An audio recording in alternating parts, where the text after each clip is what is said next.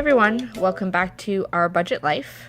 I'm just going to do a very quick video. I forgot to do this at the end of June, and I was just looking at it now, so excuse my bed sheets and the shakiness. I have to do this in my room.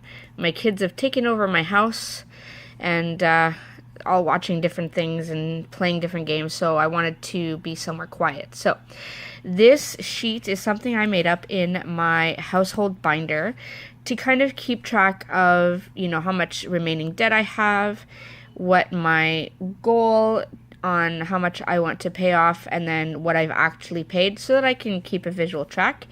So in June, this was the amount of debt that I had listed, and if you all watched it was either in my June review budget or in my July preview budget, I showed you that I had forgotten two debts, which was, I think, just under $2,000, so I'm not sure, but this number was inaccurate. I don't have the accurate number, but let's just say it was about $2,000 more, so it was about $41,000. So this number's inaccurate, but this is what I had hoped to pay off in June, forgetting that my loan repayment, it's $188.19 every 2 weeks. But 140 of that, or almost 140 of it every time, goes to interest, which is disgusting. So that means every time that I'm making a payment on my personal loan, I'm only paying between $40 and $50, which is not making the principal go down very fast. I'm just under $10,000 still left to pay. So this number was also inaccurate because I wasn't taking interest into account. So all that said, basically what I did pay off for the month of June, and I'm just getting my list here, was $1,925.06. That is really hard to do while you're holding a camera, but also you can't really see the green very well. So I paid under this amount, but this takes into account the interest, and here I've taken the interest out. So this is actually payment on principal of all of my debts. So that's not too bad. So now let me show you what the new totals will be. Let me reset this up.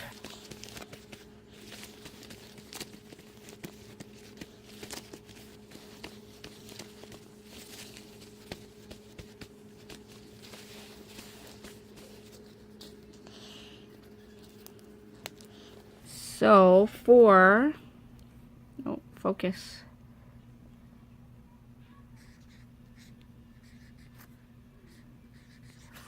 July 2017, so taking into account the two new debts that I found, the new total debt is, taking into account also the amount that I paid off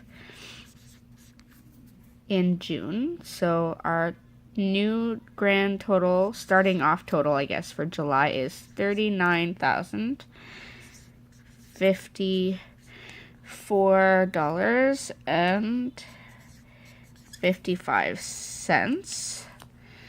And what I hope to pay off in July, because we don't have daycare costs and my husband is working this summer at another job where he makes more money, I hope to pay off at least $3,000.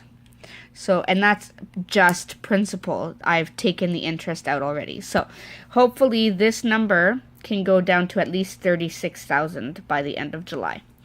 So wish me luck. I hope this was interesting for you, and I will see you at the end of July and show you how we've done so far on this. Okay, so here you see my debt-free chart that I printed. It is from debtfreecharts.blogspot.com. You can get a lot of these charts to print out if you're not sure where to get them. So here I put the date that I started it, so May 22nd, 2017, and it goes all the way up to 39,000. Now, like I said, we should have been up closer to 41,000. So I'm not going to color anything in until we hit the 39,000 mark. That way, it will be more accurate. I guess it defeats the purpose a little bit of having this since I can't color anything in.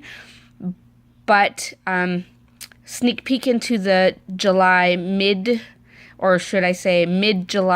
report. We've already gone below the 39,000, so I will be able to start coloring this soon.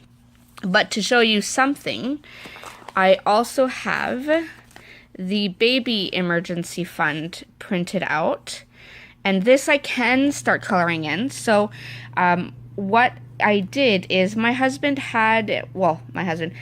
of us had a kind of like a jar that we were keeping all of our change in. So pennies, nickels, and dimes, we were keeping them in, and it kept collecting. It's been, I think, about 14 years that we've left it in there and never counted it or anything. And now the pennies are obsolete in Canada. So I figured I should go through it, count it all, roll up the coins that I could bring to the bank.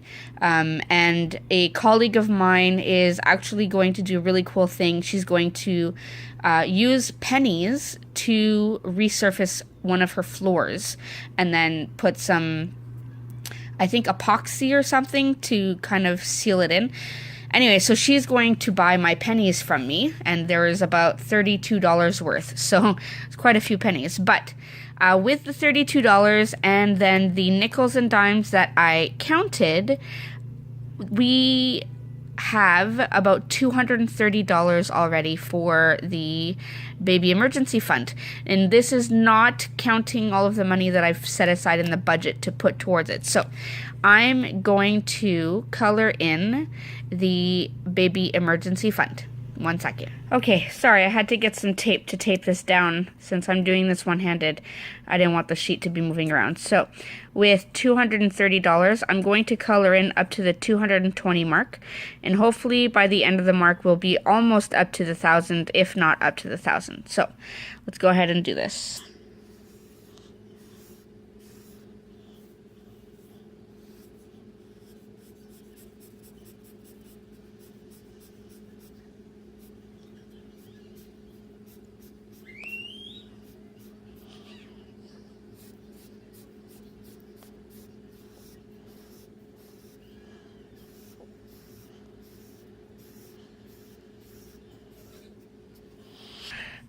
All right, there is the $220 that we've saved so far.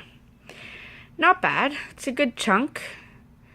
It looks good. All right, well, that's about that for now. Let me just show you some of the other sheets that I have in my household binder. So I also made this 6-month emergency fund. This, I haven't put a start date yet. Obviously, we will have to be out of debt to start this. But our goal right now is $30,000, which is a lot. But living in Southern Ontario is not cheap. So, 6-month emergency fund is there. Then I have a home chart. This also has a goal of $35,000 to save up for a down payment for a house. $35,000 will not be 20%. It's only 5% of a very small house anyways in Southern Ontario. So depending on where we are in a few years, once we get to this, I may be able to increase the goal to get it either from 10 to 15% down payment, just to make it easier. So that's that. And then I did make one for Disney. Now my kids don't know about this, so I don't want to talk too loud. Come on, focus. Okay. Yeah.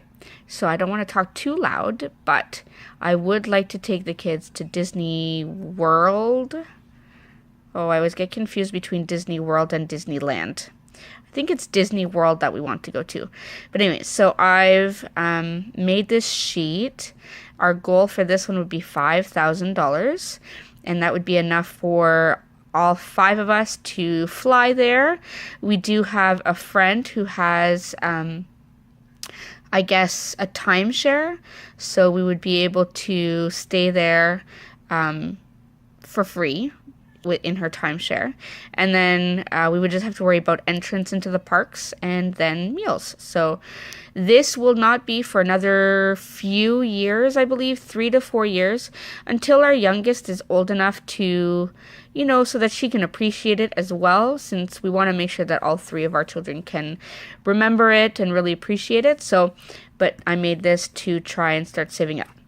So those are all of my tracking sheets. I hope you enjoyed watching this, and hopefully at the end of July I can do more coloring on the baby emergency fund and also on the debt-free chart. So thanks for watching, everyone. I hope you like. Please remember to give it a big thumbs up and subscribe if you are new, and I will see you at the end of July. Thanks, everyone. Bye.